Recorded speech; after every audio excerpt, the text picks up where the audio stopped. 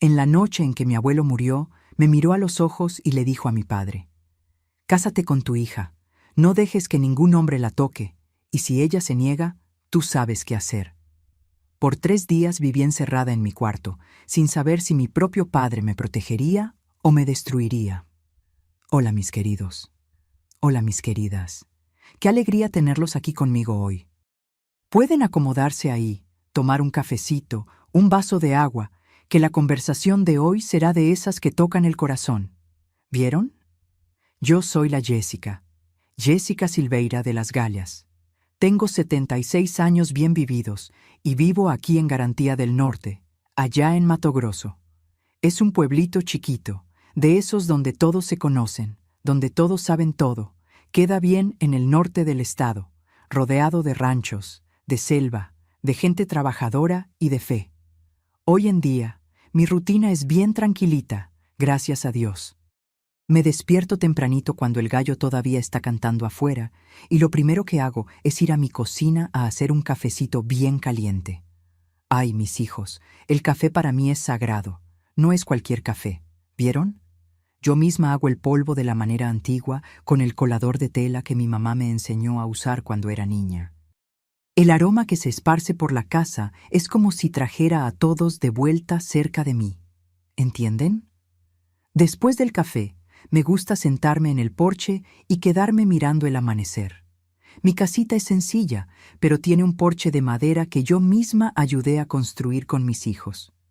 Y desde allí veo todo el patio, las gallinas escarbando, las flores que siembro cada año y allá al fondo la cerca que divide mi tierra de la selva. Es ahí, en ese porche, donde hago mi crochet. ¡Ay, el crochet! Esa es mi pasión, ¿vieron? Empecé a hacer crochet cuando tenía unos 15 años, pero fue mucho tiempo después, ya con los cabellos blancos llegando, que esto se convirtió en mi refugio de verdad. ¿Saben cómo el crochet se volvió tan importante para mí? Fue después de todo lo que pasé, después de que finalmente la paz llegó a mi vida.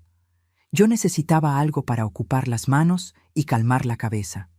Porque pasamos por trauma, mis queridos, sabemos que la mente no para. Se queda rumiando, volviendo, recordando. Entonces una vecina de aquí de Garantía, la doña Leonor, me enseñó unos puntos nuevos y listo, me enamoré de nuevo. Hoy hago toallitas de mesa, individuales, pasadores de sofá, hasta vendo algunas piecitas en la feria del pueblo. No es para ganar dinero, no. Es más para sentir que soy útil, que mis manos todavía crean cosas bonitas, ¿entienden? Aquí en casa vivo con mi esposo, el Reinaldo. Es un hombre bueno, trabajador, que conocí muchos años después de todo lo que les voy a contar. Tenemos 3 hijos, todos ya criados, y 6 nietos, que son la luz de mi vida. Cuando ellos vienen aquí, la casa se vuelve una fiesta. Hago torta de yuca, hago tostadas y ellos andan jugando en el patio, corriendo detrás de las gallinas, subiendo en los árboles. Es una bendición ver la vida continuar, ¿saben? Ver que, a pesar de todo, logramos construir algo bonito. Ah, y antes de que continúe, quería hacer un pedido especial para ustedes que me están viendo ahora. Cuéntenme aquí en los comentarios de qué rinconcito estaban viendo el video de la abuela, de qué pueblito, y a qué hora del día encontraron este video. Tempranito con el café de la mañana, después del almuerzo, en esa orilla de descanso, o ya de nochita antes de dormir. Yo leo cada comentario con cariño. ¿Vieron? Y me da tanta felicidad saber dónde están ustedes y cuándo se tomaron un tiempito para escucharme. Cuéntenme. Vamos a hacer una cadena de cariño aquí en los comentarios. Y otra cosa, mis amores, si pueden, hagan clic en ese botoncito de me gusta ahí abajo. Eso ayuda al video a llegar a más gente que necesita escuchar esta historia. Y suscríbanse al canal, ¿vieron? Activen la campanita para no perder los próximos videos. Pueden hacerlo ahora, rapidito, que yo espero. Bueno, pero volviendo, la historia que voy a contar hoy es pesada, mis hijos. Es sobre elecciones, sobre el peso de las maldiciones que los mayores nos lanzan y sobre un milagro, no de esos de iglesia, sino de un corazón que eligió el amor en vez del odio. Es sobre mi padre y sobre los 3 días más aterradores de mi vida, cuando no sabía si él me protegería o si me destruiría. Yo nací aquí mismo en Garantía del Norte, en el año de 1949. En esa época, mis queridos, esto aquí era prácticamente selva virgen. No había casi nada, solo algunas familias de colonos que vinieron a intentar la vida en las tierras del norte de Mato Grosso. Mi padre, el Afonso Silveira, era uno de esos hombres valientes que creyeron que se podía construir algo aquí. Él había venido de Goiás, de un pueblito llamado Pirenópolis, huyendo de la sequía y la falta de trabajo. Con él vino mi abuelo paterno, el Gumersindo de Silveira de las Gallas. Ay, mis hijos, ese nombre completo de las Gallas era del mi abuelo. Él insistía que todos lo usaran. Decía que era para mostrar que teníamos linaje, que no éramos cualquiera. Mi padre era un hombre bueno, de corazón blando, de esos que no pueden decir que no. Era trabajador, se despertaba de madrugada para cuidar la chacra, sembraba yuca, maíz, frijoles, pero vivía a la sombra del Gumersindo. Mi abuelo era el tipo de hombre que lo controlaba todo y a todos. Era alto, seco, con unos ojos oscuros que parecían ver a través de la gente. Cuando él hablaba, nadie respondía. Cuando él mandaba, todos obedecían. Y mi padre, pobrecito de mi padre, nunca tuvo coraje de enfrentar a su propio padre. Mi mamá, la Hortensia, era una mujer dulce, chiquita, de cabellos negros, siempre recogidos en un moño. Ella había venido de Pará, de una familia pobre de Santarém, y había conocido a mi padre en una fiesta de San Juan, cuando él pasaba por allá negociando el ganado. Se casaron rápido, y ella vino para acá sin conocer a nadie. Pobrecita mi mamá, sufrió mucho en manos de mi abuelo. Él no le pegaba, no, pero la humillaba. Decía que era débil, que no sabía hacer las cosas bien, que mi padre había casado mal. Y ella bajaba la cabeza y seguía trabajando, cocinando, lavando ropa en el río, cuidándonos. Yo tuve 2 hermanos, el Baldomiro y el Teodoro. Baldomiro era 4 años mayor que yo y Teodoro era 3 años menor. Vivíamos en una casa de madera bien sencilla, con piso de tierra apisonada, techada con hojas de palmera. Tenía solo 3 cuartos. Un dormitorio donde mis papás y Teodoro dormían, otro dormitorio donde Baldomiro y yo dormíamos, y la cocina, que también era la sala. La estufa era de leña, y mi mamá pasaba el día entero ahí cocinando, calentando agua. No había baño dentro de la casa. Teníamos que ir allá al fondo del patio, donde había una casita de madera con un hueco en el piso. Mi infancia fue sencilla, pero tenía alegría, ¿saben? No teníamos juguetes comprados, entonces inventábamos. Yo hacía muñecas de tusa de maíz, las vestía con retacitos de tela que mi mamá me daba. Baldomiro y Teodoro hacían carros de lata de sardina y jugábamos en la tierra haciendo caminos, fingiendo que estábamos viajando. Cuando mi abuelo no estaba cerca, nos reíamos, corríamos descalzos por el patio, subíamos en los árboles. Yo tenía una amiguita, la Creusa, hija del vecino más cercano, que vivía como a 2 kilómetros de casa. Nos encontrábamos en el camino de la chacra y nos pasábamos jugando a la ronda, cantando esas canciones viejas que todos conocían. La rutina era siempre la misma. Me despertaba temprano, todavía oscuro, con el ruido del gallo y los pajaritos. Mi mamá ya estaba en la cocina haciendo el café. Tomábamos café negro con harina de yuca y cuando había, un pedacito de torta de maíz. Después tenía que ayudarle a lavar los trastes, barrer la casa, buscar agua en el pozo. Mi padre y mis hermanos se iban a la chacra con el abuelo y se pasaban todo el día allá limpiando, sembrando, cosechando. Yo también iba a veces, principalmente en época de cosecha, para ayudar a sacar yuca o a cosechar maíz. Era trabajo pesado, ¿vieron? Las manos se ponían callosas, la espalda dolía, pero uno no se quejaba. Quejarse cerca del Gumersindo era firmar la sentencia de un castigo. ¡Ay! Los castigos de mi abuelo. Cuando alguien hacía algo malo, o cuando simplemente él creía que habíamos hecho algo, agarraba el cuero y pegaba. Le pegaba a mi padre, Le pegaba a mis hermanos. A mí nunca me pegó. Pero la manera en que me miraba siempre me dejaba con un miedo raro, diferente. Era como si él tuviera planes para mí, ¿entienden?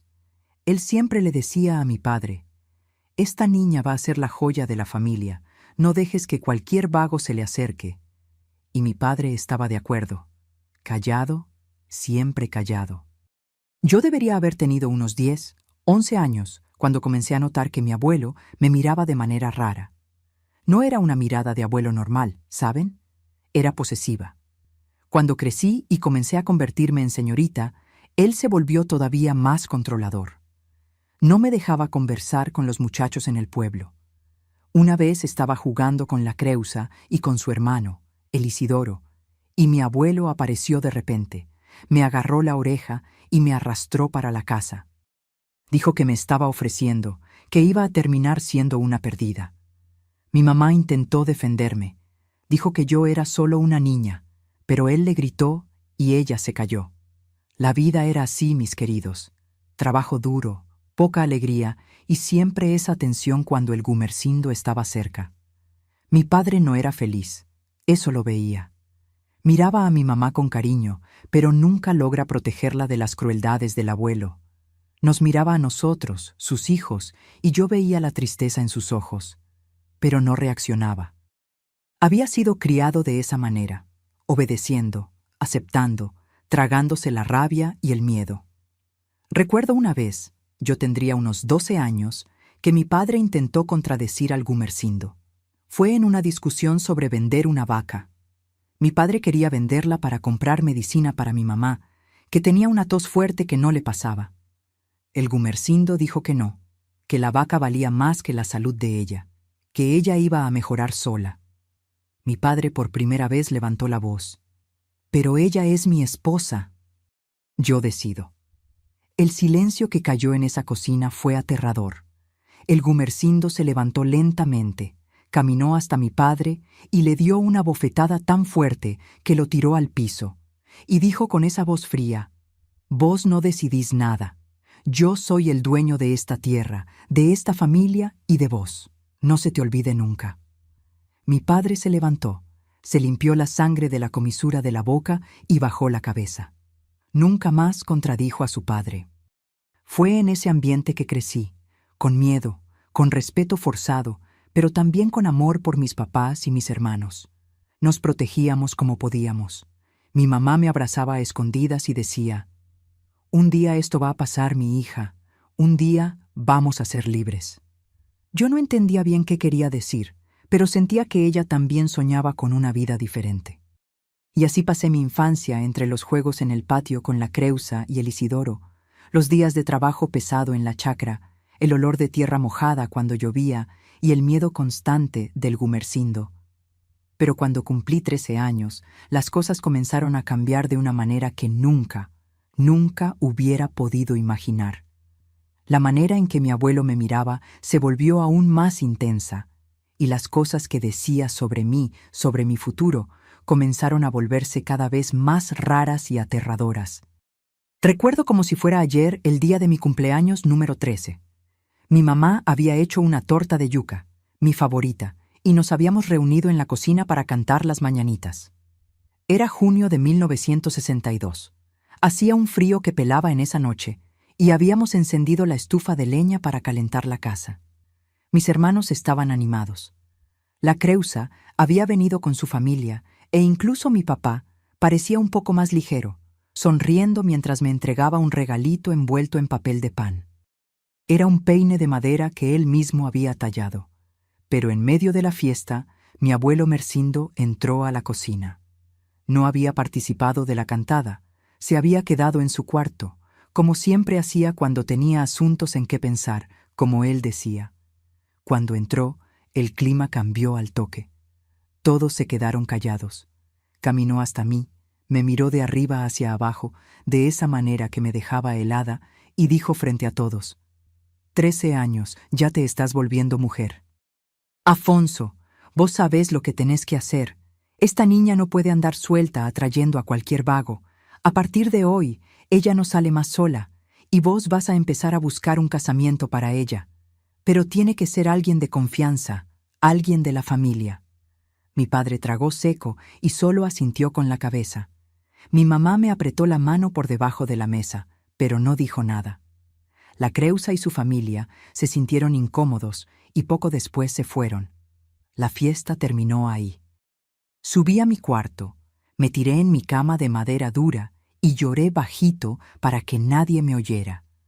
No entendía bien qué había querido decir el abuelo con alguien de la familia, pero eso había sonado mal, muy mal. En los meses que vinieron, la vida se volvió sofocante. Mi abuelo pasó a vigilarme todo el tiempo. No podía ir a jugar con la Creusa sin que Baldomiro fuera conmigo para vigilarme. No podía ir a buscar agua al pozo sola. No podía ir al pueblo en las raras ocasiones que íbamos a vender harina o comprar algo. Vivía encerrada en casa, ayudando a mi mamá en las tareas, pero sintiendo que las paredes se cerraban cada vez más, como si la casa se hubiera empequeñecido. Y lo peor de todo, mis queridos, era la manera en que mi abuelo hablaba de mí. Comenzó a hacer comentarios raros frente a todos, como si fuera lo más normal. Cosas como, esta niña va a ser mi nuera, yo ya decidí. O entonces, Jessica, vos te vas a casar con alguien que yo elija, y va a ser pronto, porque no voy a dejar que te pierdas por ahí.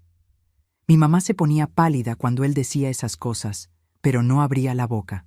Mi papá desviaba la mirada y cambiaba de tema. Un día, yo acababa de cumplir 14 años. Estaba a la orilla del río lavando ropa con mi mamá. Era un día caliente, el sol estaba fuerte y estábamos solas, sin nadie cerca. Fue ahí que mi mamá, por primera vez, habló sobre lo que estaba pasando. Paró de refregar la ropa, me miró con los ojos llenos de lágrimas y dijo: «Mi hija, necesito contarte una cosa. Tu abuelo, él tiene planes para vos, planes que no son de Dios». Preguntéle qué quería decir, y ella respiró profundo como si estuviera juntando coraje. «Tu abuelo quiere que vos te cases con tu papá». Las palabras salieron de su boca en un susurro, pero fue como si hubiera gritado. Dejé caer la ropa en el agua. Me quedé mirándola sin lograr parpadear. «¿Cómo así, mamá? ¿El señor está casado? ¿El señor es mi papá?» Ella me tomó las manos, apretó fuerte y continuó. «Lo sé, mi hija, sé que es una abominación, pero tu abuelo, él está enfermo de la cabeza. Cree que su linaje es sagrado, que vos sos una joya de la familia, que no podés ir para afuera. Ya plantó esa idea en la cabeza de tu papá hace tiempo. Y tengo miedo, Jessica. Tengo mucho miedo de lo que él es capaz de hacer si tu papá no obedece». No logré responder. Me quedé ahí paralizada, sintiendo que el mundo se derrumbaba alrededor mío. El ruido del río, el canto de los pájaros, todo se apagó, se volvió lejano.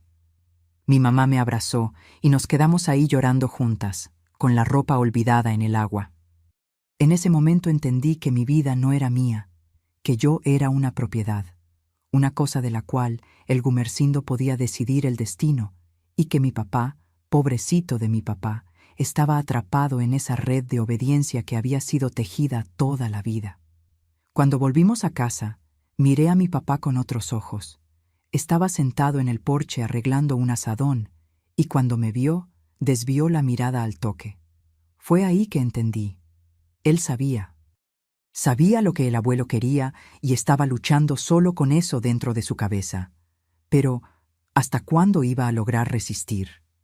Los meses fueron pasando y la situación se volvió cada vez más tensa. Mi abuelo comenzó a enfermarse. Tenía una tos seca que no le pasaba.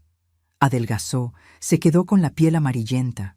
El médico del pueblo, que venía de vez en cuando, dijo que era cosa del hígado, que no iba a durar mucho. ¿Y saben lo más aterrador, mis queridos? Cuanto más enfermo se ponía, más obsesionado estaba conmigo. Me llamaba a su cuarto y se quedaba mirándome como si estuviera memorizando cada pedacito de mí. Decía cosas como: «Vos vas a quedarte en la familia, vos vas a ser de un Silveira de las Gallas. Yo ya arreglé todo». Hubo un día, yo tenía 15 años, que me llamó sola a su cuarto. El corazón casi se me sale por la boca. No quería entrar en ese cuarto. No quería escuchar más nada de ese hombre, pero no tenía opción, nunca tuve. Me levanté, me sequé las lágrimas e iba. Cuando entré al cuarto, el olor era sofocante, olor a enfermedad, a muerte llegando. Mi abuelo estaba tirado en la cama, débil, pero con ese brillo aún ardiendo de determinación cruel. Me tomó la mano con fuerza y dijo: «Jessica, me voy a morir pronto, pero antes de irme voy a dejar todo arreglado. Tu papá va a cuidarte y vos vas a ser de él. Así tiene que ser. La familia no se puede mezclar con extraños, ¿vos entendés?». Temblaba entera. Quería arrancar mi mano de esa garra, pero estaba paralizada de miedo. Solo logré balancear la cabeza sin decir nada. Soltó mi mano y cerró los ojos, satisfecho, como si hubiera sellado un pacto. Salí de ese cuarto sintiéndome sucia, mis hijos, sintiéndome atrapada en una red que no sabía cómo escapar. Fui corriendo al patio, me arrodillé detrás de la casa y vomité. Vomité de asco, de miedo, de desesperación. Mi mamá me encontró ahí, me ayudó a levantarme y me llevó para adentro. Ella no necesitó preguntar nada, ella sabía. Esa noche, escuché a mis papás conversando bajito en su cuarto. Mi cuarto estaba separado solo por una pared fina de madera. Entonces, se escuchaba todo cuando hablaban un poco más fuerte. Mi mamá estaba implorando: «Afonso, vos no podés hacer eso. Ella es tu hija, es una niña. Eso es pecado, es crimen, es monstruoso». Y mi papá, con esa voz cansada, llena de dolor, respondía: «¿Vos crees que no lo sé? Vos crees que quiero eso, pero él es mi papá, me crió para obedecer. Y si no hago lo que quiere, no sé de qué es capaz. Puede sacarnos de aquí, puede dejarnos en la miseria, puede». «¿Puede qué, Afonso? ¿Puede ser peor que destruir a tu propia hija?». Mi mamá estaba llorando fuerte ahora, y yo también lloraba del otro lado de la pared, en silencio, mordiéndome la sábana para no hacer ruido. Mi papá no respondió, y su silencio fue lo más aterrador de todo. Fue ahí, en esa noche, que entendí. Mi papá estaba en una guerra dentro de su propia cabeza, entre el hombre bueno que era y el hijo obediente que había sido forzado a ser toda la vida. No sabía quién iba a ganar. El invierno de 1965 llegó más frío que lo normal aquí en Garantía del Norte. Yo acababa de cumplir 16 años y mi abuelo Mercindo se estaba muriendo. La enfermedad lo había consumido completamente.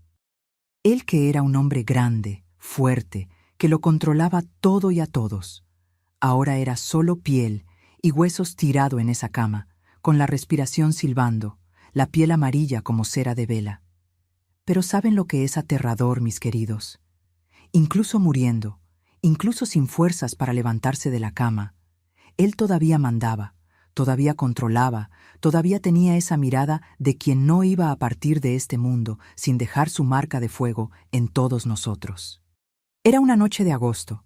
Hacía un frío cortante afuera y sabíamos que era cuestión de horas. El médico del pueblo había venido de tarde y le había dicho a mi papá: «Prepare a la familia, él no pasa de esta noche». Mi mamá había encendido velas en el cuarto, había colocado un crucifijo en la pared, como si eso pudiera alejar el mal que se cernía sobre esa casa. Mis hermanos estaban en la cocina callados, asustados, y yo estaba en mi cuarto rezando, pidiéndole a Dios que eso terminara pronto, que ese hombre se fuera y se llevara consigo toda esa maldición. Pero entonces mi papá tocó mi puerta. «Jessica, vení, él quiere hablar con nosotros». El corazón casi se me sale por la boca. No quería entrar a ese cuarto, no quería escuchar más nada de ese hombre, pero no tenía opción, nunca tuve. Me levanté y me sequé las lágrimas y fui. Cuando entré al cuarto, el olor era sofocante, olor a enfermedad, a muerte llegando. Mi abuelo estaba tirado, la respiración pesada, los ojos hundidos, pero brillando todavía con esa determinación cruel. Me miró, después miró a mi papá, que estaba del otro lado de la cama. Y entonces, con una voz ronca, débil pero cargada de veneno, comenzó a hablar. «Afonso, mi hijo».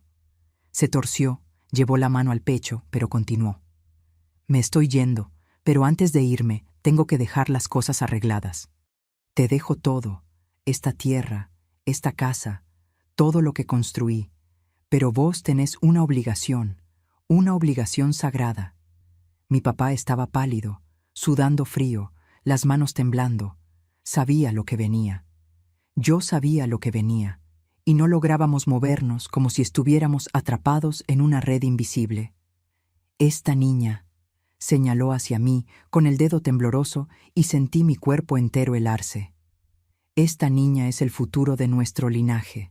No puede ir para afuera. No puede casarse con cualquiera. Vos vas a honrar nuestra familia, Afonso. Vos te vas a casar con ella. Las palabras cayeron en el cuarto como piedras. Sentí mis piernas bambolear. Tuve que sostenerme de la pared para no caer. Mi papá cerró los ojos, respiró profundo, pero no dijo nada. ¿Y si ella se niega? El abuelo continuó. Y lo que vino después fue lo más horrible que jamás había escuchado en mi vida. Si ella se niega, vos hacés lo que tiene que ser hecho. Vos la tomás a la fuerza cuantas veces sea necesario hasta que ella acepte, hasta que entienda que su lugar es aquí con vos, continuando la sangre de los Silveira de las Gallas. ¿Vos me escuchás, Afonso? ¿Vos me lo prometés? Mi papá abrió los ojos, miró a su papá y vi lágrimas bajando por su cara. Lágrimas silenciosas de un hombre destrozado. Abrió la boca, pero ningún sonido salió. El abuelo insistió más fuerte. ¿Vos me lo prometés? Y entonces, mis queridos, con una voz baja, quebrada, mi papá dijo, yo prometo. Eso me destrozó por dentro. Fingí que no había escuchado. Fingí que eso no estaba pasando. Me quedé ahí parada, mirando la pared, sintiendo el piso desaparecer debajo de mis pies. Mi abuelo dio un suspiro largo, satisfecho, como si hubiera cumplido su última misión en esta tierra. Cerró los ojos. La respiración se hizo más débil y pocos minutos después murió. El silencio que quedó en ese cuarto fue ensordecedor. Mi papá se levantó, salió sin mirarme, y yo me quedé ahí sola con el cuerpo todavía cálido del hombre que acababa de condenarme. ¿Saben lo que sentí en ese momento? Nada. Me quedé completamente vacía, como si mi alma hubiera sido arrancada de dentro de mí. El entierro fue al día siguiente.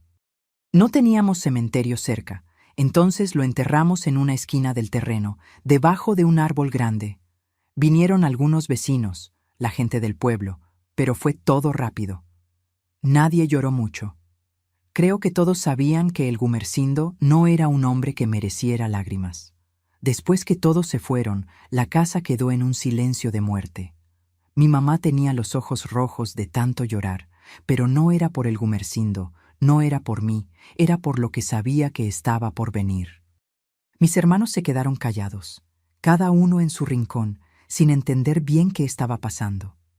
Y mi papá, mi papá, desapareció en cuerpo y alma. Estaba ahí sentado en el porche o caminando por la chacra, pero no estaba presente.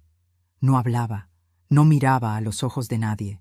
Era como si hubiera muerto junto con el Gumersindo y lo que había quedado era solo un cuerpo vacío, una cáscara. Pasó un día.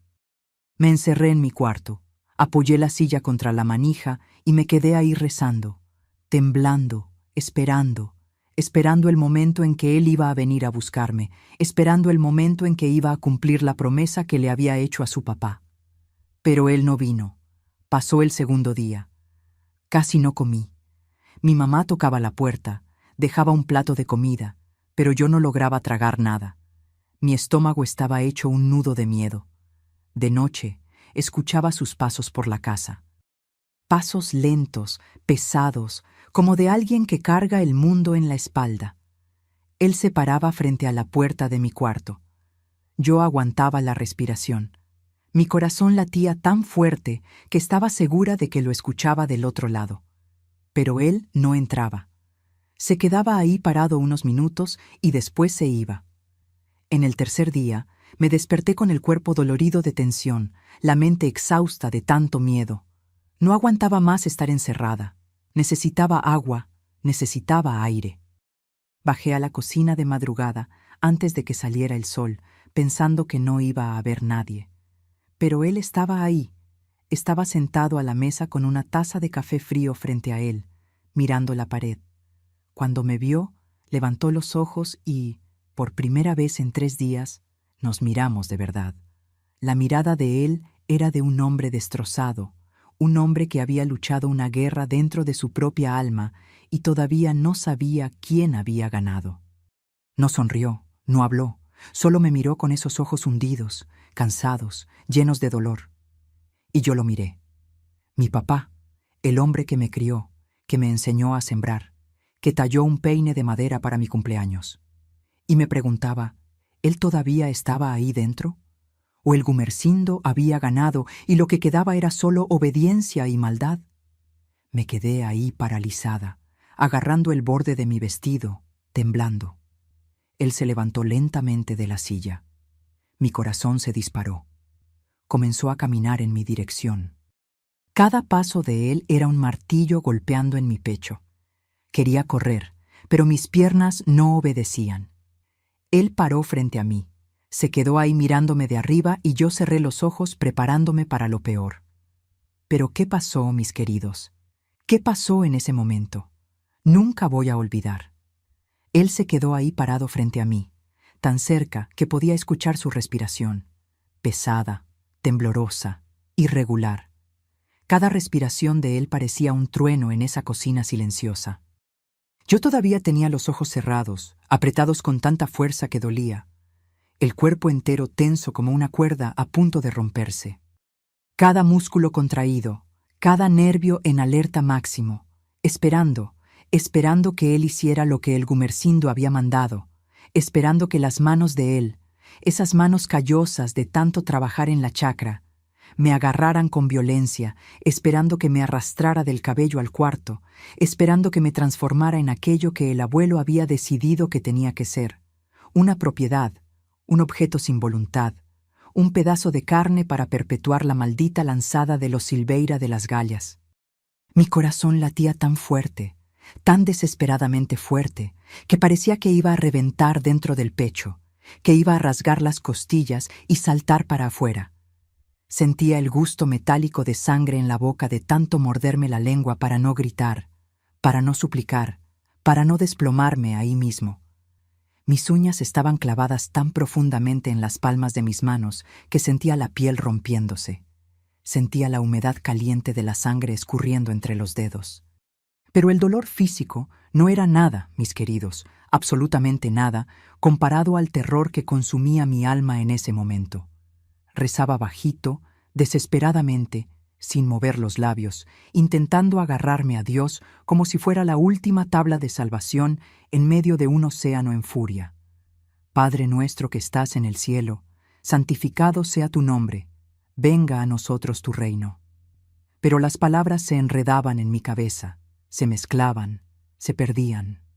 No lograba pensar bien, no lograba formar un pensamiento completo, solo lograba sentir el terror, ese terror helado, visceral, que sube lentamente por las piernas, como agua congelante, atraviesa la barriga dejando un vacío horrible, aprieta el pecho hasta quitarle todo el aire, sube por la garganta hasta casi ahogar y paraliza absolutamente todo. Los pasos de él se habían parado. Estaba ahí bien frente a mí, a pocos centímetros. Lograba sentir el calor del cuerpo de él irradiando en mi dirección. Lograba sentir el olor de él, sudor, tierra y algo más, algo de desesperación que emanaba de los poros de él. Lograba escuchar la respiración cada vez más jadeante, cada vez más pesada, como si se estuviera ahogando en el aire. Y entonces vino un sonido que nunca voy a olvidar hasta el último segundo del último día de mi vida. No fue un grito de rabia, no fue una orden seca, no fue el sonido de alguien a punto de cometer una monstruosidad. Fue un gemido bajo, sofocado, estrangulado, de dolor puro, de dolor del alma, de dolor tan profundo que viene de un lugar que ni sabíamos que existía dentro de nosotros.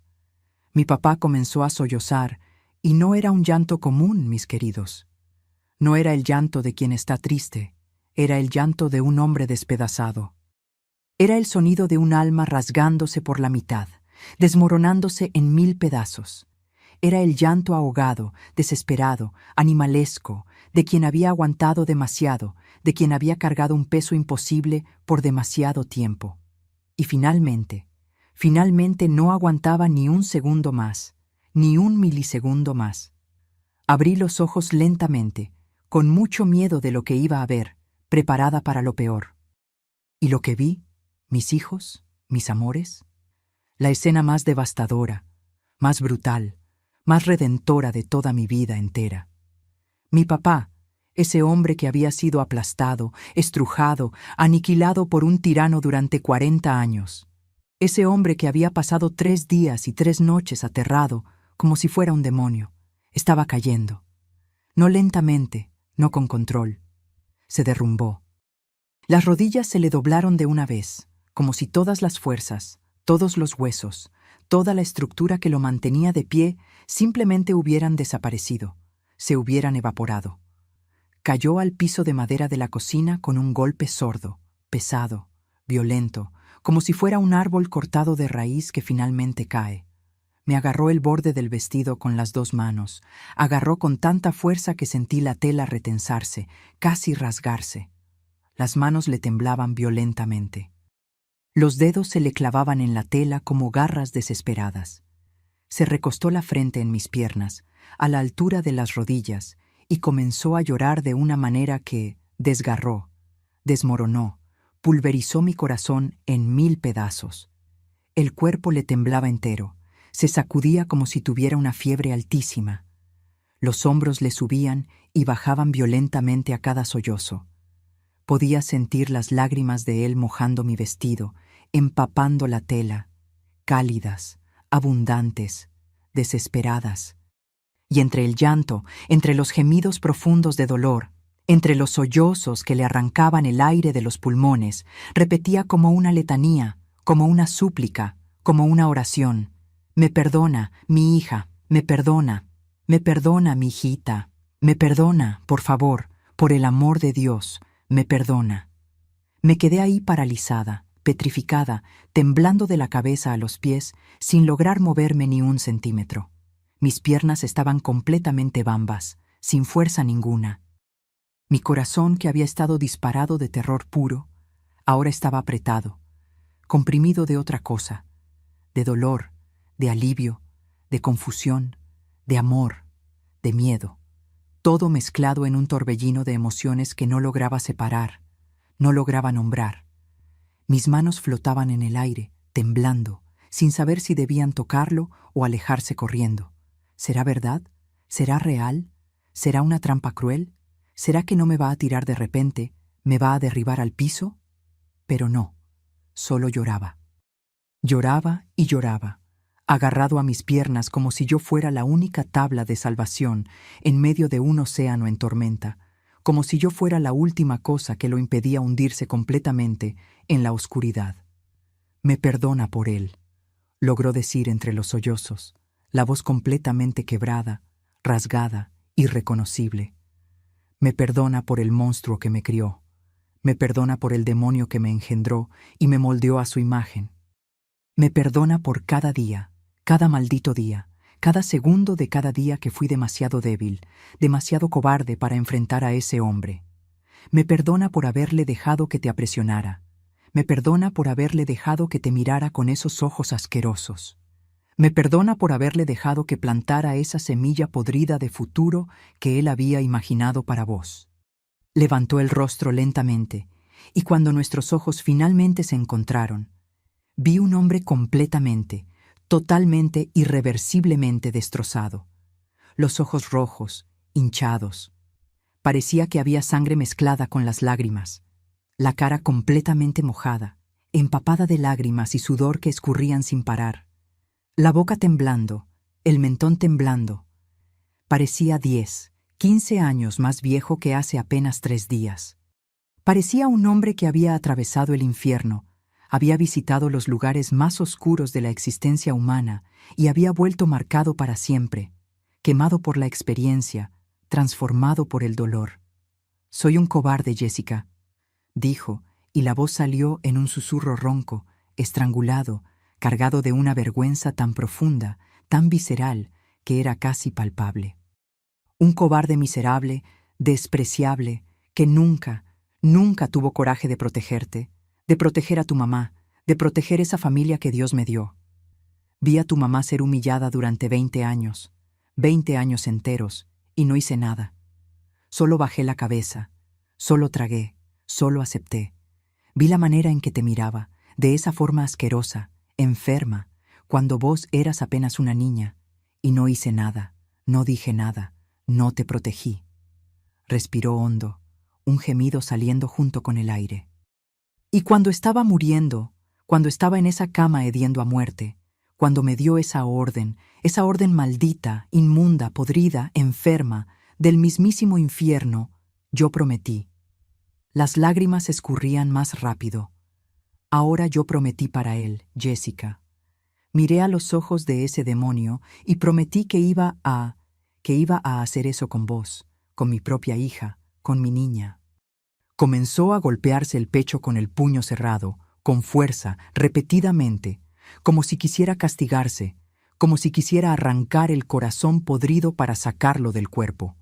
Yo prometí, yo prometí. El grito salió rasgado de la garganta de él. Y en esos 3 días de infierno en la tierra, libré una guerra dentro de mi cabeza, una guerra sangrienta entre el hijo obediente que ese hombre me forzó a ser durante 40 años, y el papá que desesperadamente quiero ser, que necesito ser, que tengo la obligación de ser. Me sujetó el rostro con las 2 manos, con delicadeza, con reverencia, con tanto cuidado como si yo fuera hecha de porcelana, como si yo fuera la cosa más preciosa, más frágil, más sagrada del universo entero. Las manos le temblaban tanto que sentía la vibración en mi cara. Toda la noche, mi hija, toda la noche de esos 3 días yo iba hasta tu puerta. Toda la noche me quedaba ahí del otro lado, apoyado en la madera, con la mano en la manija, escuchándote llorar bajito, intentando ahogar el llanto en la almohada para que nadie escuchara. Nuevas lágrimas brotaron de los ojos de él. Y toda la noche escuchaba la voz de él en mi cabeza, martillando, martillando, sin parar, mandando, ordenando, exigiendo que cumpliera la promesa. Prometiste, Afonso, diste tu palabra, honra a tu papá, honra el linaje. Entra en ese cuarto y haz lo que tiene que ser hecho. Ella es tuya ahora. Ella te pertenece. Ella es propiedad de la familia. Úsala, rómpela, haz que obedezca. La voz de él era tan real, tan fuerte, como si todavía estuviera vivo, como si estuviera susurrando en mi oído. Apretó mi cara con más fuerza, no para hacerme daño, pero como si necesitara sentir que yo era real. Y me quedaba ahí con la mano en la manija, apretando, casi girando, temblando entero, luchando contra mí mismo, odiándome con cada fibra de mi ser, pensando, si entro en ese cuarto, si abro esa puerta, si hago lo que él mandó, pierdo a mi hija para siempre, pierdo mi alma para siempre. Me transformo exactamente en aquello que más odio, más desprecio, más temo en el mundo entero. Me vuelvo él, me vuelvo el Gumersindo. La voz de él estaba a ponerse más firme ahora, más determinada, como si hablar eso en voz alta le estuviera dando fuerza. Pero la voz de él era tan fuerte, Jessica, tan poderosa. 40 años de obediencia, 40 años siendo condicionado, siendo moldeado, siendo quebrado y remoldeado a su imagen. 40 años recibiendo golpes cuando desobedecía. 40 años escuchando que yo no era nada, que no valía nada, que mi única función era obedecer, obedecer, obedecer. Esas cosas no desaparecen en 3 días, no desaparecen fácilmente. Cerró los ojos por un momento, respiró profundo, como si estuviera reuniendo todo el coraje que todavía existía dentro de él. Cuando abrió los ojos de nuevo, había algo diferente ahí, una determinación, una claridad. Pero entonces, hoy de mañana, cuando bajé y te vi entrando a la cocina, cuando vi el terror absoluto en tu cara, la manera en que temblabas como una hoja en la tormenta, la manera en que me mirabas, No como una hija mira al papá, sino como una presa mira al depredador, como una cordercita mira al lobo. Me mirabas como si fuera él, como si fuera el Gumersindo. La voz quebró de nuevo, lágrimas escurriendo. Y en ese momento exacto, algo dentro de mí murió. Y no fue el hombre bueno que todavía existía dentro de mí. Fue el hijo obediente, fue el esclavo, fue la cadena que me ataba a ese monstruo incluso después de que él estuviera muerto. Sentí que se partía dentro de mi pecho. Sentí que la prisión se abría y decidí, se acabó, terminó. No más, nunca más. Me acercó el rostro más, apoyó la frente en la mía y miró profundamente en mis ojos. Nunca, nunca, nunca voy a tocarte de esa manera, dijo. Y cada palabra salía cargada de una convicción absoluta. Prefiero morir 1000 veces. Prefiero ser torturado. Prefiero perder esta tierra que me dejó, perder esta casa, perder cada pedazo de herencia maldita que ese hombre acumuló. Prefiero vivir debajo de un puente, mendigando comida, pasando frío y hambre, que poner un dedo en vos con intención mala. Sollozó de nuevo, pero ahora era diferente. No era solo dolor, era también liberación. Vos sos mi hija, mi niña, mi criatura, la cosa más sagrada, más pura, más preciosa, más importante que existe en mi vida. Vos viniste de mí, pero no sos mía. Vos no me pertenecés a mí. Vos no le pertenecés a nadie. Vos sos un ser humano, una persona con voluntad propia, con sueños propios, con derecho de elegir tu propio camino. Las palabras comenzaban a salir más rápido ahora, como si hubiera guardado eso por tanto tiempo que ahora necesitaba sacarlo todo de una vez. ¿Sabes qué pensé la segunda noche? Cuando estaba parado en tu puerta. Recordé cuando vos naciste. ¿Recordás que te conté que me puse tan feliz cuando me enteré que eras niña? ¿Recordás? Tu abuelo se enojó. Dijo que niña no servía para nada, que niña era debilidad. Pero yo me puse feliz porque te miré, tan chiquita, tan frágil, envuelta en esa mantita, y pensé, esta criatura va a tener una vida diferente a la mía. Yo la voy a proteger. La voy a dejar crecer libre, feliz, sin miedo. O ese fue mi primer pensamiento cuando te sostuve en los brazos por primera vez. Sonrió a través de las lágrimas, una sonrisa triste, pero genuina. Eras tan chiquita, Jessica. Cabías toda en la palma de mi mano. Y me miraste con esos ojitos y juré. Juré para mí mismo. Juré con Dios que iba a hacer de todo para verte crecer feliz. Y fallé. Fallé miserablemente. Dejé que ese hombre te apresionara. Dejé que ese hombre te mirara con esos ojos asquerosos. Dejé que ese hombre plantara esa semilla podrida de futuro que había imaginado para vos. Apretó mi cara con más carño. Pero no voy a fallar más. Se acabó. A partir de hoy, a partir de este momento, vos sos libre. Libre para casarte con quien vos quieras, cuando vos quieras, si vos quieras. Libre para no casarte nunca si no quieras. Libre para ir a donde vos sueñes ir. Libre para estudiar, para trabajar, para hacer lo que tu corazón mande. Yo voy a trabajar el resto de mi vida para darte esa libertad, para darte las oportunidades que yo nunca tuve. Besó mi frente con una delicadeza infinita. Voy a pasar el resto de mis días intentando compensar el miedo que te causé estos últimos años, intentando borrar de tu memoria esos 3 días horribles, intentándote mostrar que yo soy tu papá de verdad, no el monstruo que el Gumersindo quería que fuera. Y si vos nunca lográs perdonarme completamente, voy a entender, voy a respetar, porque vos tenés todo el derecho de no perdonarme, todo el derecho. En ese momento, mis queridos, en ese momento exacto, algo dentro de mí finalmente se rompió. Todo el terror de los últimos 3 días, todo el miedo acumulado de los últimos años, toda la angustia, todo el dolor, todo salió de dentro de mí en un llanto desesperado, violento, liberador. Me lancé en los brazos de él, me agarré a él con toda la fuerza que tenía y lloré. Lloré como nunca había llorado en la vida. Lloré hasta no tener más lágrimas. Lloré hasta que la garganta doliera. Lloré hasta que el cuerpo entero doliera. Y él me abrazó. Me abrazó fuerte, tan fuerte que apenas podía respirar, pero no me importaba. Me apretó contra el pecho de él, una mano en mi cabeza, la otra en mi espalda, y lloró junto conmigo. Los dos nos derrumbamos ahí en el piso frío de esa cocina, abrazados, llorando, temblando, dejando salir absolutamente todo. Todo el dolor, todo el trauma, todo el horror de los últimos años. Era como si los dos hubiéramos guardado un océano de lágrimas dentro. Y finalmente, la represa se había roto. Mi niña, susurraba entre los sollozos, acariciando mi cabello. Mi hija amada, mi criatura preciosa, te amo tanto, y siento tanto, tanto por todo.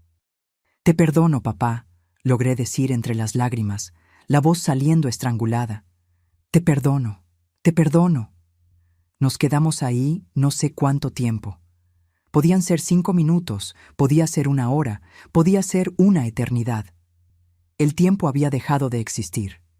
Solo existíamos nosotros ahí, papá e hija, curándose juntos, salvándose juntos, renaciendo juntos de las cenizas de esa pesadilla. Fue cuando escuché los pasos apresurados, desesperados, viniendo del corredor.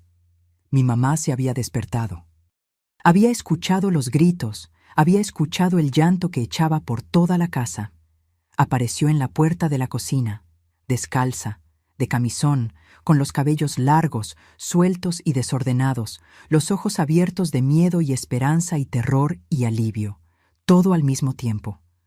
Cuando nos vio a los dos ahí abrazados en el piso llorando, se paró, se cubrió la boca con las 2 manos y entendió. Entendió todo instantáneamente. Afonso. La voz de ella salió en un susurro tembloroso, cargado de emoción. Afonso, vos... Mi papá levantó la mirada hacia ella por encima de mi cabeza, los ojos todavía llenos de lágrimas, pero había algo nuevo ahí. Había liberación, había paz, había determinación. Elegí a ella, Hortensia, dijo, la voz ronca pero más firme. Elegí a mi hija, elegí a mi esposa, elegí mi familia de verdad, elegí el amor, elegí la vida. Y que se jodan el Gumersindo, que se jodan todo lo que representaba, que se joda la tierra maldita, la herencia maldita, el linaje maldito. Vamos a vivir libres, vamos a vivir en paz, vamos a vivir con dignidad. Finalmente libres. Mi mamá se cubrió el rostro con las manos y comenzó a llorar. No era llanto de tristeza, era llanto de alivio tan profundo, tan inmenso, que salía en sollozos violentos. Ella había cargado ese miedo, esa angustia por tanto tiempo. Había sufrido tanto en manos de ese hombre. Y ahora, finalmente, estaba acabado. Corrió hacia nosotros, se arrodilló en el piso y se unió al abrazo.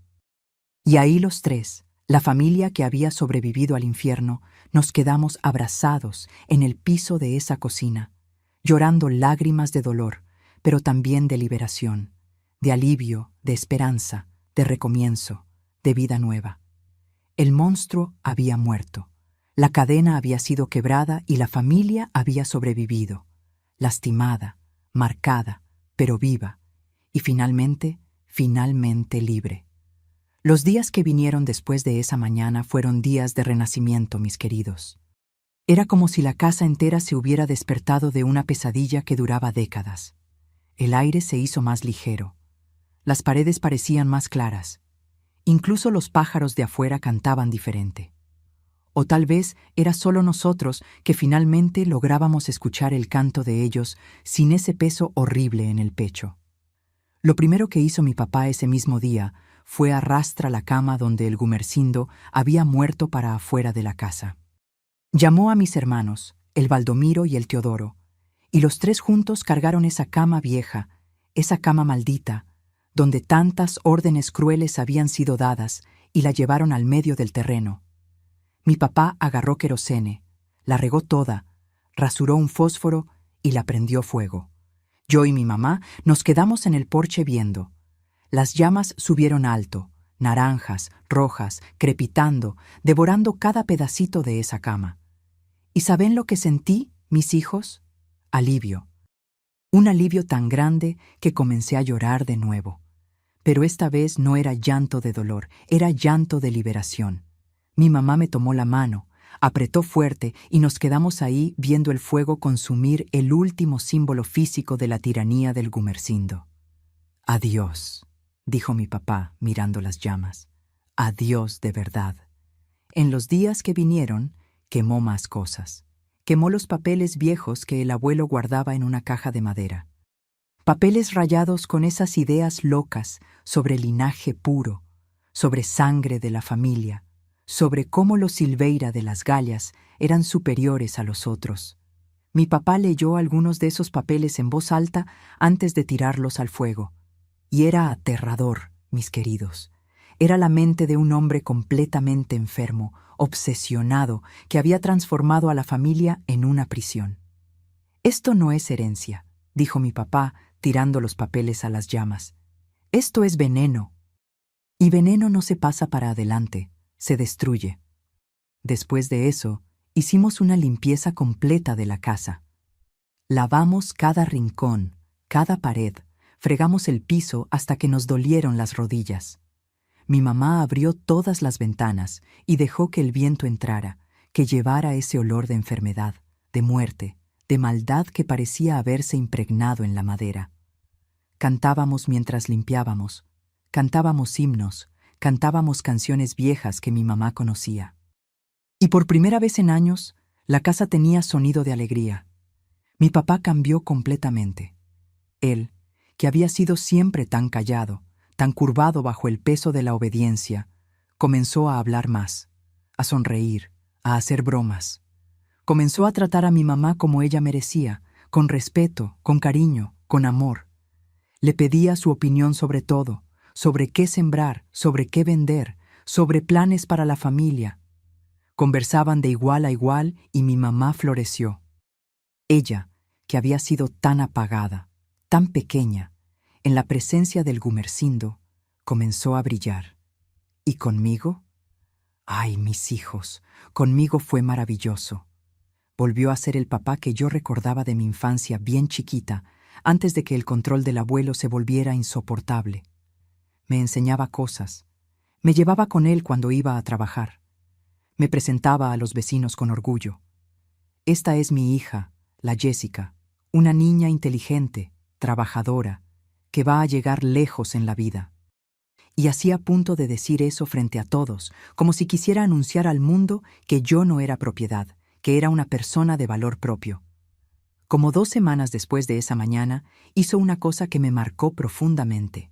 Construyó una silla nueva de madera, bien bonita, con espaldar alto y asiento almohadillado que mi mamá había cosido. Llamó a todos, a mí, a mi mamá, a mis hermanos, y puso la silla en el porche, en el mejor lugar, donde pegaba sol de mañana y sombra de tarde. Esta silla es de la Jessica, anunció. Es su lugar y nadie se sienta aquí sin permiso de ella, porque en esta casa la voluntad de ella importa.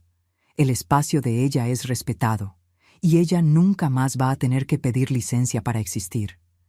Me desplomé en llorando, mis queridos.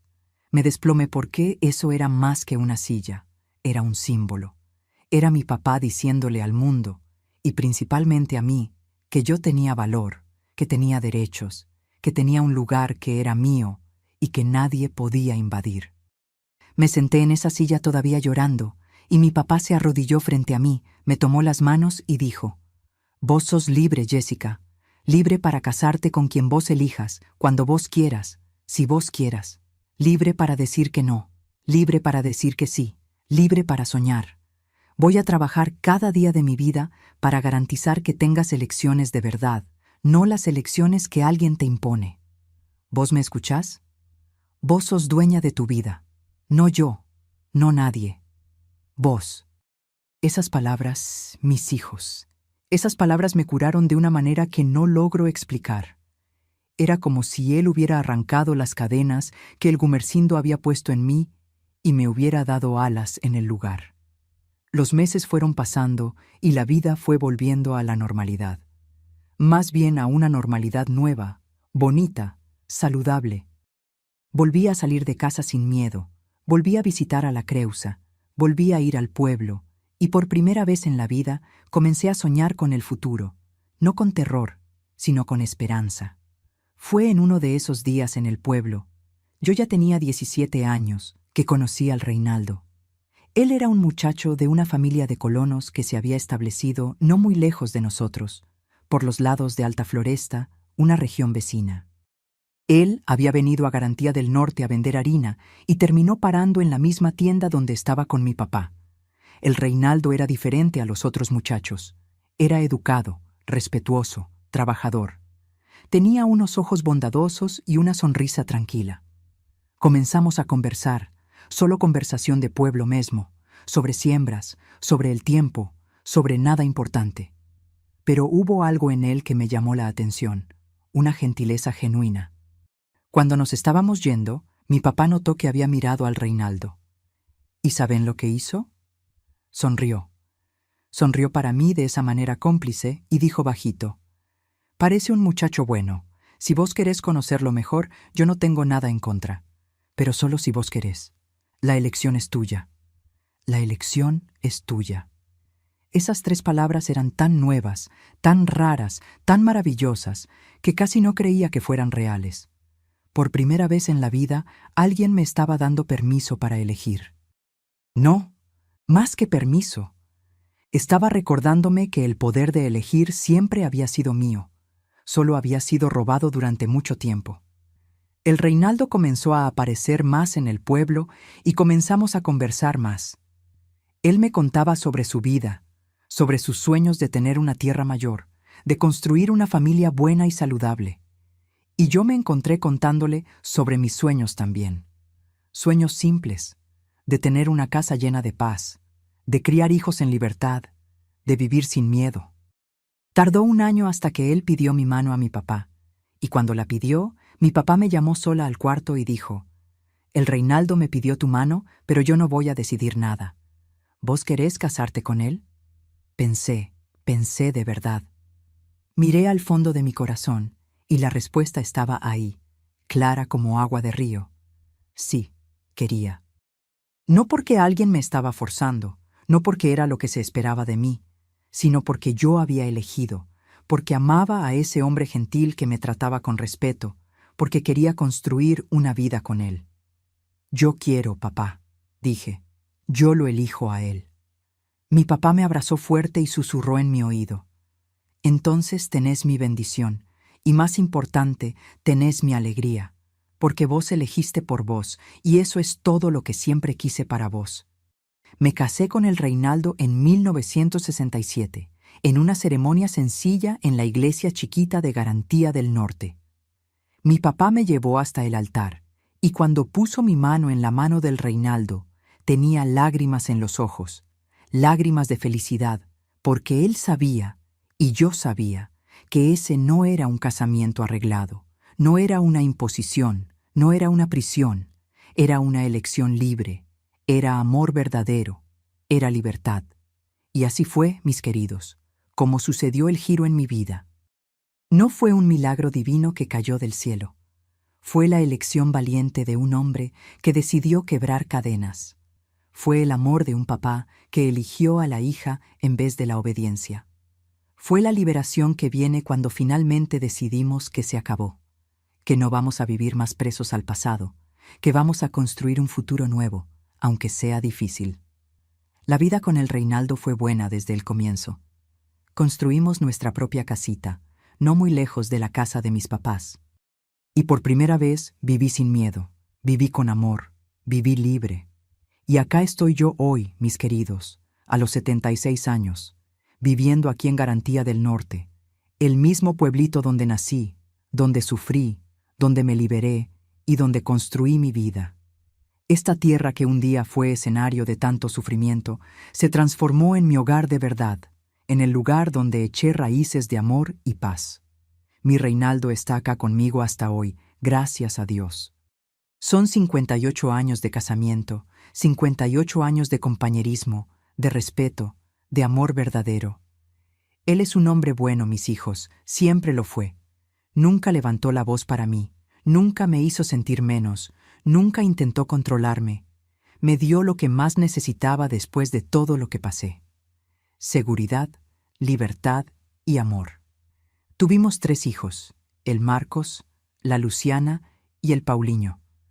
Los crié de una manera completamente diferente a la manera que fui criada. Los crié con amor, con libertad, con respeto. Nunca levanté la mano para ninguno de ellos. Nunca grité de la manera que el Gumersindo gritaba. Nunca impuse nada. Los dejé elegir sus caminos, sus amores, sus vidas, y hoy son adultos maravillosos, cada uno con su familia, cada uno feliz a su manera. ¿Y los nietos? Ay, mis queridos, los 6 nietos son la alegría de mi vida. Cuando vienen a casa, y vienen siempre, cada semana hay alguno aquí. La casa se vuelve una fiesta.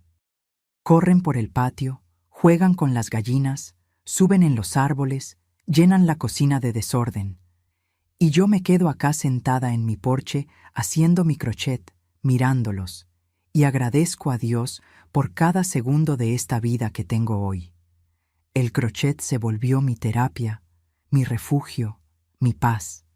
Me despierto temprano cada día, hago mi café colado en ese colador de tela que es tradición de familia, y voy a mi porche con los hilos y la aguja.